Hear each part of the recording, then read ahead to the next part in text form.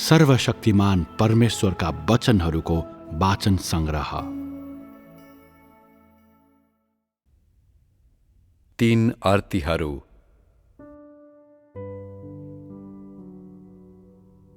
परमेश्वरमा विश्वास गर्ने व्यक्तिको रूपमा तैँले सबै कुरामा उहाँ बाहेक अरू कसैप्रति वफादार रहनु हुँदैन र हरेक कुरामा उहाँको इच्छा अनुसार चल्न सक्नुपर्छ। तथापि सबैले यो सन्देश बुझे पनि मानिसका विविध कठिनाइहरूको कारण, उदाहरणको लागि उसको अज्ञानता, निरर्थकता र भ्रष्टताको कारण, यी सत्यहरू उसमा सम्पूर्ण रूपले स्पष्ट देखिँदैनन्, जुन सबैभन्दा स्पष्ट र आधारभूत कुराहरू हुन्। त्यसैले तिमीहरूको अन्त्य अपरिवर्तनीय हुनुभन्दा अगाडि म पहिले तिमीहरूलाई तिमीहरूको लागि अत्याधिक महत्त्वका केही कुराहरू बताउन चाहन्छु। म अघि बढ्नुभन्दा पहिले तिमीहरूले यो बुझ्नुपर्छ, मैले बोल्ने वचनहरू सम्पूर्ण मानव जातिप्रति लक्षित सत्यताहरू हुन्। तिनीहरू केवल निश्चित व्यक्ति वा निश्चित प्रकारको व्यक्तिको लागि मात्र सम्बोधन गरिएका होइनन्। त्यसकारण तिमीहरूले मेरा वचनहरूलाई सत्यताको दृष्टिकोणबाट बुझ्नको लागि ध्यान केन्द्रित गर्नुपर्छ र तिमीहरूसँग अविभाजित ध्यान र इमान्दारिताको आचरण हुनुपर्छ। मैले बोलेका कुनै पनि वचन वा सत्यलाई बेवास्ता नगर्नु र मैले बोलेका सबै वचनहरूलाई हल्का रूपमा नलिनु। तिमीहरूले तिमीहरूको जीवनमा सत्यसँग सान्दर्भिक नहुने धेरै कुराहरू गरेका छौ भन्ने मैले देखेको छु र त्यसैले म तिमीहरूलाई विशेष अनुरोध गर्दछु कि तिमीहरू सत्यताका सेवकहरू बन। तिमीहरू दुष्टता र कुरूपताको दास नबन र तिमीहरूले सत्यतालाई नकुल्चियो वा परमेश्वरको घरको कुनै पनि भागलाई अपवित्र नतुल्याओ। तिमीहरूलाई मेरो अर्थी यही हो। अब म हालको विषयमा कुरा गर्नेछु। पहिलो, तिमीहरूको नियतिको लागि तिमीहरूले परमेश्वरको स्वीकृति खोजी गर्नुपर्छ। भन्नुको मतलब तिमीहरूले आफू परमेश्वरको घरानाको एक सदस्य भएको कुरा स्वीकार गरेको हुनाले तिमीहरूले परमेश्वर कहाँ मनको शान्ति ल्याउनुपर्छ र सबै कुराहरूमा उहाँलाई सन्तुष्ट पार्नुपर्छ। अर्को शब्दमा भन्ने हो भने त आफ्ना सबै कार्यहरूमा अनुशासित हुनुपर्छ र तिनीहरूमा सत्यता बमोजिम चल्नुपर्छ। यदि यो कुरा तिमीहरूको वशभन्दा बाहिर छ भने परमेश्वरले तिमीहरूलाई तिरस्कार र इन्कार गर्नुहुनेछ र हरेक मानिसले घृणा गर्नेछ। तिमीहरू यस्तो बन्धनमा फसिसकेपछि तिमीहरूलाई परमेश्वरको घरानाको सदस्यको रूपमा गणना गर्न सकिँदैन र परमेश्वरले स्वीकृति नदिनु भन्नुको मतलब ठ्याक्कै यही हो। दोस्रो, परमेश्वरले इमान्दारलाई मन पराउनुहुन्छ भन्ने कुरा तिमीहरूले थाहा पाउनुपर्छ। वास्तवमा परमेश्वर विश्वासयोग्य हुनुहुन्छ, त्यसैले उहाँका वचनहरूलाई सधैँ विश्वास गर्न सकिन्छ। यसको अलावा उहाँका कार्यहरू खोटरहित र निर्विवाद छन्, किनभने परमेश्वरले उहाँप्रति इमान्दार हुनेलाई मन पराउनुहुन्छ। इमान्दारिता भनेको तेरो हृदय परमेश्वरलाई दिनु, सबै कुरामा परमेश्वरसँग सच्चा हुनु, सबै कुरामा उहाँसँग खुलस्त हुनु, कुनै पनि कुरा कहिल्यै नलुकाउनु, आफूभन्दा माथिका र तलकालाई कहिल्यै धोका दिने प्रयास नगर्नु र कुनै पनि काम परमेश्वरको कृपा पाउन चाप्लुसी गर्नलाई मात्र नगर्नु हो। छोटकरीमा भन्ने हो भने इमान्दार हुनु भनेको आफ्ना कार्य र बोलीहरूमा विशुद्ध हुनु हो र परमेश्वर वा मानिस कसैलाई पनि धोका नदिनु हो।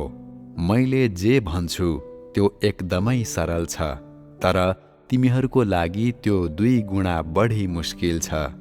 धेरै मानिसहरू इमान्दारीपूर्वक बोल्न र कार्य गर्नुभन्दा बरु दण्डित भई नर्क जान रुचाउँछन्।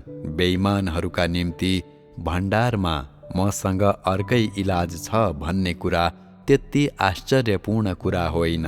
अवश्य पनि तिमीहरूलाई इमान्दार हुन कति गाह्रो छ भन्ने कुरा म राम्ररी जान्दछु। तिमीहरू सबै यति चलाख भएका छौ र मानिसहरूलाई आफ्नै तुच्छ मापदण्डले मापन गर्न एकदमै सिपालु भएका छौ। त्यसैले यसले मेरो कार्यलाई अझ सरल बनाउँछ अनि तिमीहरू प्रत्येकले आफ्ना गोप्य कुराहरू छातीमा टाँसेर राखेको हुनाले म तिमीहरूलाई अग्नि मार्फत शिक्षा दिन एक एक गर्दै विपदमा पार्नेछु, ताकि तत्पश्चात मेरा वचनहरूमाथिको तिमीहरूको विश्वासमा तिमीहरू दृढ हुन सक्छौ।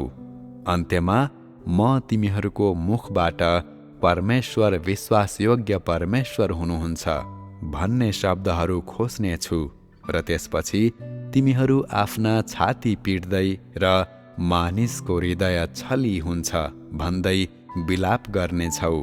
यो बेला तिमीहरूको मनस्थिति कस्तो होला? मलाई लाग्छ तिमीहरू अहिलेको जति विजयी हुने छैनौ र आजभन्दा एकदमै कम गहन र दुर्बोध हुनेछौ।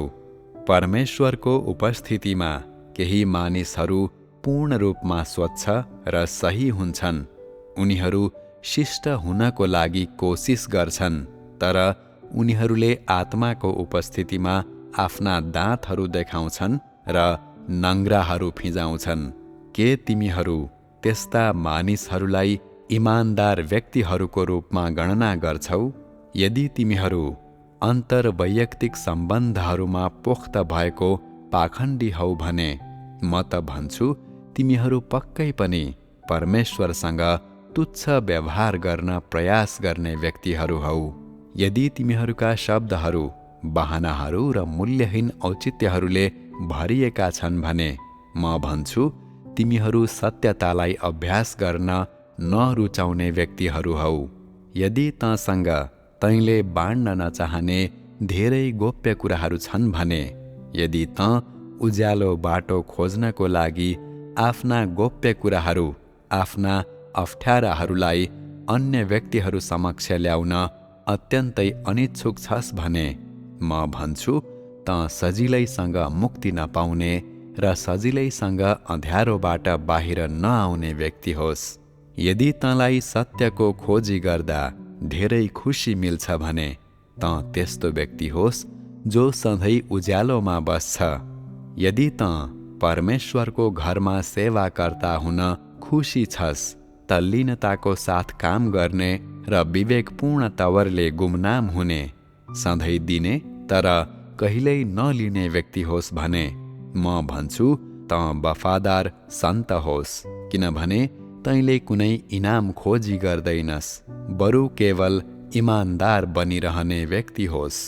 यदि तँ स्पष्टवादी बन्न इच्छुक हुँदैनस् भने, यदि तँ आफ्ना सबै कुराहरू समर्पण गर्न इच्छुक छस् भने, यदि तँ परमेश्वरको लागि आफ्नो जीवन बलिदान दिन सक्षम छस् र आफ्नो गवाहीमा दह्रिलो गरी खडा हुन्छस् भने, यदि तँ परमेश्वरलाई सन्तुष्ट पार्न मात्रै जान्ने तर आफ्नो बारे नसोच्ने र आफ्नो लागि केही नलिने हदसम्मको इमान्दार छस् भने म भन्छु त्यस्ता मानिसहरू ती व्यक्तिहरू हुन् जो ज्योतिमा हुर्किएका हुन् र जो राज्यमा सदा सर्वदा बस्नेछन्।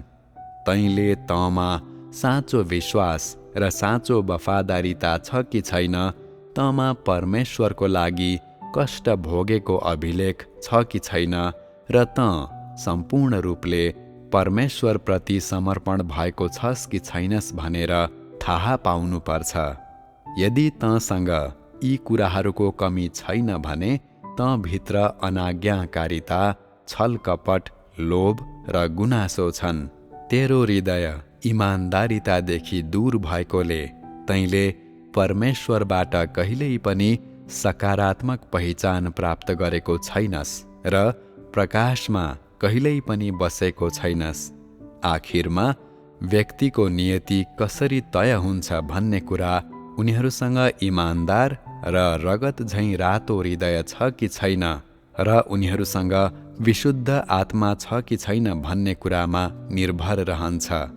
यदि त त्यस्तो व्यक्ति होस् जो एकदमै बेइमान छ, त्यस्तो व्यक्ति जोसँग कपटी हृदय छ, त्यस्तो व्यक्ति जोसँग अशुद्ध प्राण छ भने त त्यो ठाउँमा पुग्ने कुरा निश्चित छ जहाँ तेरो नियतिको विवरणमा लेखिए अनुरूप तँलाई दण्ड दिइन्छ।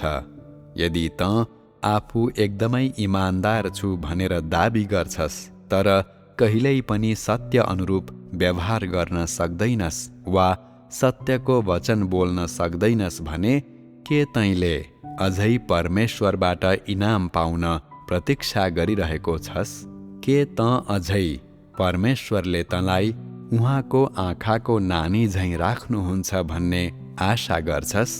के यस्ता सोचहरू निरर्थक छैनन् र?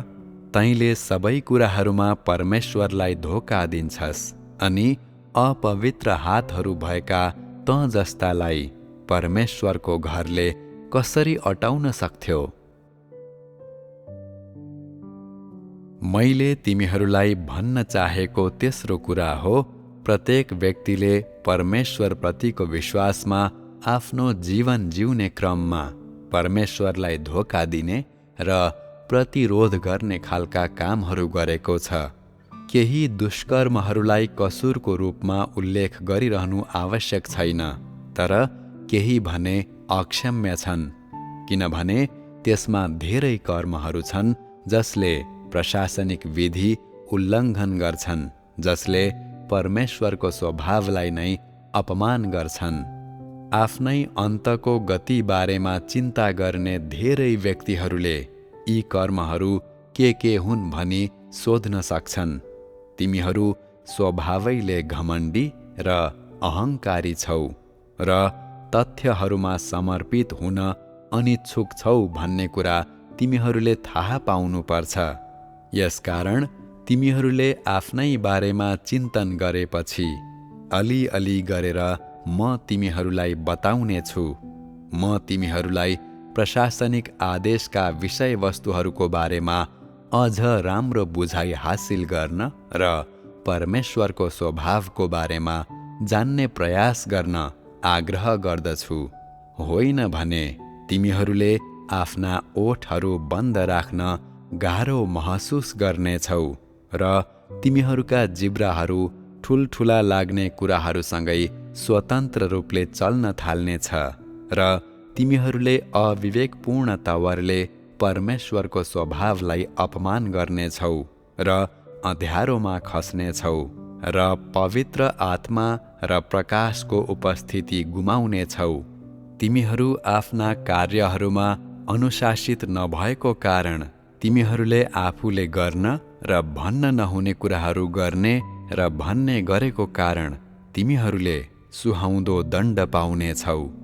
त वचन र कर्ममा अनुशासनहीन छस्, तर पनि परमेश्वर यी दुवै कुरामा अनुशासित हुनुहुन्छ भन्ने कुरा तैँले बुझ्नुपर्छ।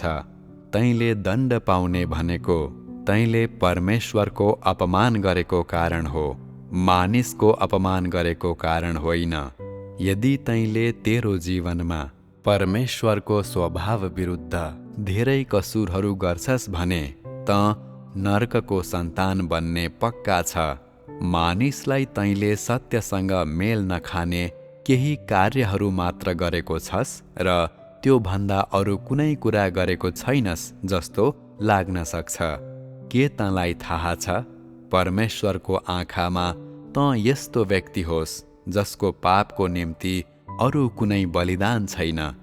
तैँले परमेश्वरको प्रशासनिक आदेशहरू धेरै पल्ट उल्लङ्घन गरिसकेको हुनाले र तैँले पश्चातापको कुनै पनि सङ्केत नदेखाएको हुनाले तेरो लागि नर्कभन्दा अन्य कुनै पनि सहारा छैन जहाँ परमेश्वरले मानिसलाई दण्डित गर्नुहुन्छ।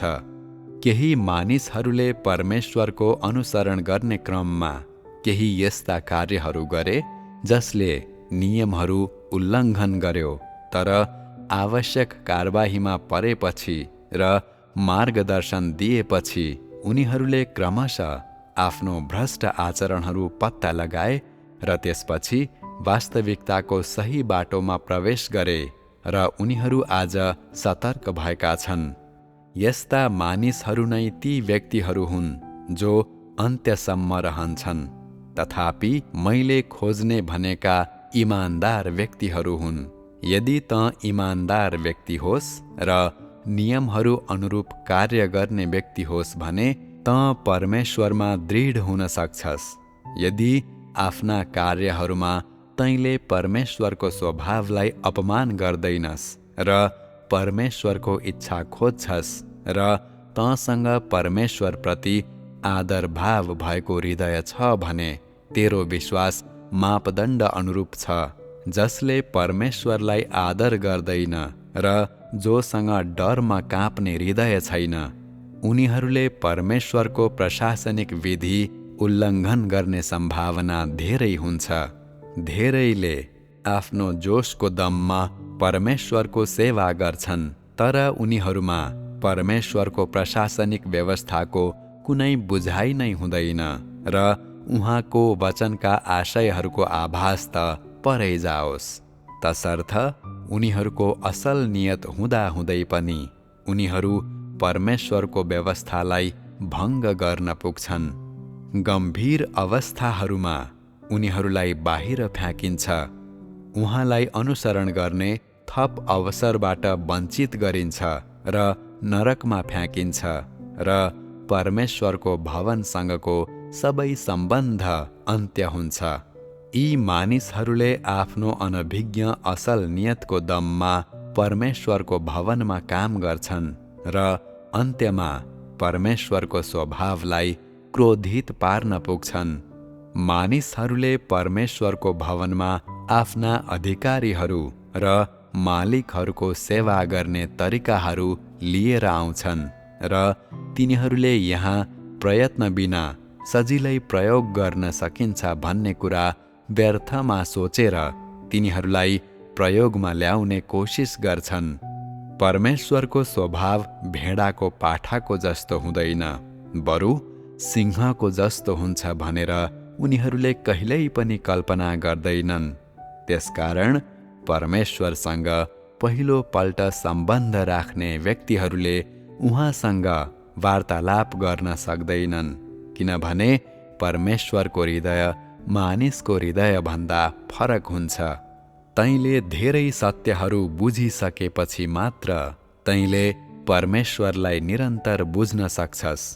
यो ज्ञान शब्दहरू र सिद्धान्तहरूले बनेको होइन, तर यसलाई खजानाको रूपमा प्रयोग गर्न सकिन्छ, जसको मद्दतले त परमेश्वरसँगको निकट निश्चयतामा प्रवेश गर्न सक्छस् र यसलाई उहाँ तँसँग प्रसन्न हुनुहुन्छ भन्ने प्रमाणको रूपमा प्रयोग गर्न सकिन्छ। यदि तँमा ज्ञानको वास्तविकताको कमी छ र तँ सत्यद्वारा सुसज्जित छैनस् भने तेरो आवेगपूर्ण सेवाले परमेश्वरको घृणा र द्वेष मात्र निम्त्याउँछ। अहिलेसम्ममा तैँले परमेश्वरमाथिको विश्वास ईश्वर शास्त्रको अध्ययन मात्र होइन भन्ने कुरा बुझिसकेको हुनुपर्छ। मैले तिमीहरूलाई अर्ती दिएका शब्दहरू संक्षिप्त भए तापनि मैले बताएका ती सबै कुराहरू तिमीहरूमा निकै कमी छ। मैले अहिले बताएका कुराहरू मानिसहरूमाझ मेरो अन्तिम कार्यको लागि र मानिसहरूको अन्त्य निर्धारण गर्नको लागि हो भनी तिमीहरूले बुझ्नुपर्छ। म कुनै उद्देश्य नै पुरा नगर्ने अत्याधिक धेरै कार्यहरू गर्न चाहन्न, न त कुहेका काठ जस्तै विवश भई तिमीहरूलाई मार्गदर्शन नै गरिरहन चाहन्छु। झनै गुप्तमा गलत नियत थुपारिरहनेहरूलाई अगुवाई गर्नु त परै जाओस्।